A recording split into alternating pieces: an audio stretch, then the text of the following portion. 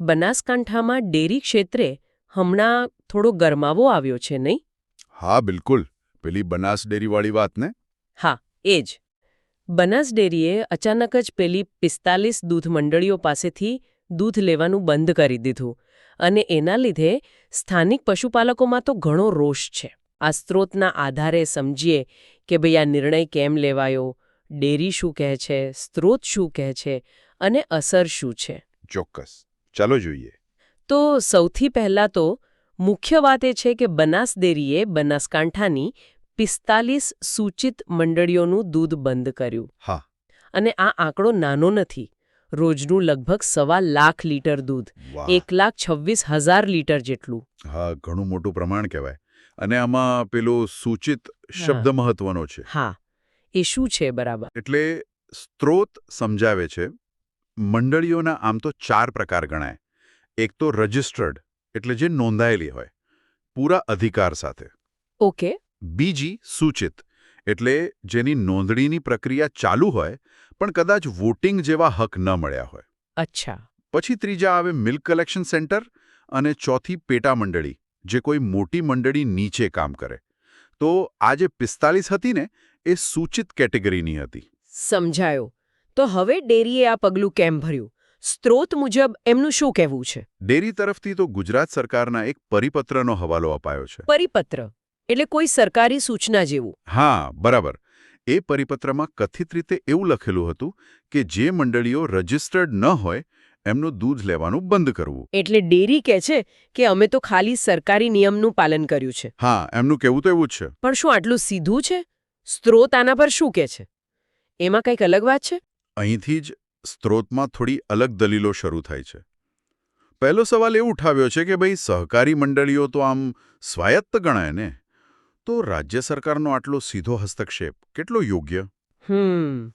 એ પણ મુદ્દો છે. બીજું, વિડીયોમાં એવો દાવો છે કે આ જ પરિપત્ર ગુજરાતની બીજી મોટી ડેરીઓ છે, જેમ કે મહેસાણા કે સાબરકાંઠા, એમણે આટલી કડકાઈથી લાગુ નથી કર્યો. ઓહ, એટલે જો ફરજિયાત હોત તો બધી લાગુ થવું જોઈતો તો. બરાબર. સ્ત્રોત એ જ સવાલ ઉઠાવે છે. આ તો રસપ્રદ વાત છે. બીજો કોઈ વિરોધાભાસ પણ બતાવ્યો છે સ્ત્રોતમાં? હા, અને આ કદાચ સૌથી મોટો મુદ્દો છે. સ્ત્રોત મુજબ બનાસ ડેરી પોતે જ ભારતના બીજા રાજ્યોમાંથી, જેમ કે રાજસ્થાન, યુપી, હરિયાણા, આંધ્રપ્રદેશ, આવા લગભગ 7,000 જેટલા મિલ્ક કલેક્શન સેન્ટરો પરથી દૂધ ભેગું કરે છે. 7,000? ઘણા કહેવાય. હા, અને નવાઈની વાત એ છે કે ત્યાં આ પ્રકારની રજિસ્ટ્રેશનની શરતો લાગુ પડતી હોય એવું જણાતું નથી. શું વાત કરો છો? એટલું જ નહીં, વિડીયોમાં તો એવો પણ આક્ષેપ છે કે ડેરી બહારના રાજ્યોમાંથી જે દૂધ લાવે છે એના માટે સ્થાનિક ખેડૂતો કરતાં વધુ ભાવ ચૂકવે છે, લગભગ ₹1.5 પ્રતિ લીટર વધારે. બાપરે! એટલે એક તરફ સ્થાનિક સૂચિત મંડળીઓનું દૂધ બંધ કર્યું નિયમ બતાવીને, અને બીજી તરફ બહારના રાજ્યોમાંથી અલગ રીતે દૂધ લેવાય છે, કદાચ વધુ ભાવે. આવો દાવો છે સ્ત્રોતનો. હા, સ્ત્રોતનો દાવો આ જ છે, અને આના કારણે વિરોધાભાસ ઊભો થાય છે. સ્વાભાવિક છે.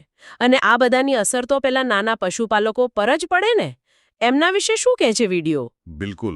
સ્ત્રોત મુજબ આ 45 મંડળીઓ સાથે જોડાયેલા હજારો પશુપાલકોની હાલત ખરેખર ખરાબ થઈ છે. એમણે તો ડેરી બનાવવા, સાધનો લેવા લોન લીધી હતી. અને તેઓ તો બનાસ ડેરી પર જ આધાર રાખતા હતા. હવે અચાનક દૂધ બંધ થયું એટલે મુશ્કેલીમાં મુકાઈ ગયા છે. બિચારા. વિડીયોમાં તો એવા દ્રશ્યો પણ છે કે કેટલાક ખેડૂતો એટલા ગુસ્સામાં હતા કે ડેરીની ઓફિસે જઈને દૂધ ઢોળી દેવાનો પ્રયાસ કર્યો. ઓહ, આ તો ગંભીર પરિસ્થિતિ કહેવાય. આ તો થઈ ખેડૂતોની વાત. શું સ્ત્રોતમાં ડેરીના સંચાલન વિશે પણ બીજા કોઈ આરોપ છે? હા, વિડીયોમાં એવા પણ કેટલાક ગંભીર આક્ષેપો કરાયા છે. જેમ કે ડેરીના કેટલાક મોટા અધિકારીઓ પર ડેરીના પૈસે અંગત શોખ પૂરા કરવાનો આરોપ છે. કેવા શોખ? જેમ કે મોંઘી ગાયો પાળવી, કૂતરા પાળવા અને એમની દેખરેખ માટે પાછો સ્ટાફ રાખવો. અને આ બધું એવા સમયે જ્યારે સ્થાનિક ખેડૂતોનું દૂધ નથી લેવાતું. અરે વાહ!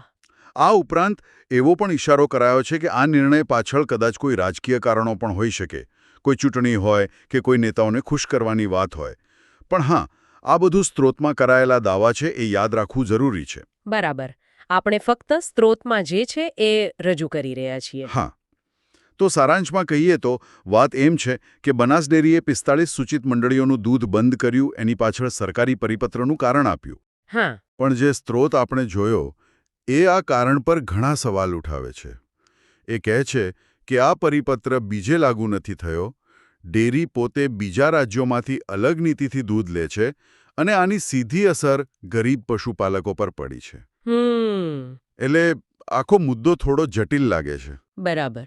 તો સ્ત્રોતમાં જે મુદ્દા ઉઠાવ્યા છે એક વિચારવા જેવો પ્રશ્ન ઊભો કરે છે કે જ્યારે આવી મોટી સહકારી સંસ્થાઓ સરકારી નિયમો અને પોતાના વેપારના હિતો વચ્ચે સંતુલન કરવાનો પ્રયત્ન કરે ત્યારે એના જે મૂળ સભ્યો છે, નાના પશુપાલકો, એમના હિતોનું ખરેખર કેટલું ધ્યાન રખાય છે? સાચી વાત છે. અને પેલો સહકારી શબ્દ છે એની મૂળ ભાવના કેટલી જળવાય છે?